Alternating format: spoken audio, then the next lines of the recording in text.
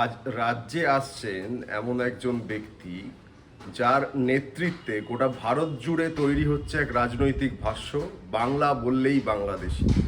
তিনি এমন এক রাজ্যের থেকে আসছেন, এমন এক রাজ্যের তিনি মুখ্যমন্ত্রী ছিলেন, যেখানে তিনি মুখ্যমন্ত্রী থাকাকালীন ভারতের অন্যতম বড় গণহত্যা সংগঠিত হয়েছিল।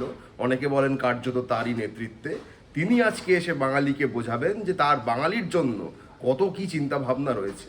অথচ বিভিন্ন ডবল ইঞ্জিন রাজ্যে আজ স্রেফ বাংলা ভাষায় কথা বলার জন্য হিন্দু হোক মুসলমান হোক ধর্ম নির্বিশেষে বাঙালিদের যে হেনস্থার মুখে পড়তে হচ্ছে, যেভাবে রাতের অন্ধকারে তাদেরকে বাংলাদেশে পুশব্যাক করে দেওয়া হচ্ছে, সেটা নিয়ে তাদের কোনো বক্তব্য নেই। কার্যত সমর্থন রয়েছে।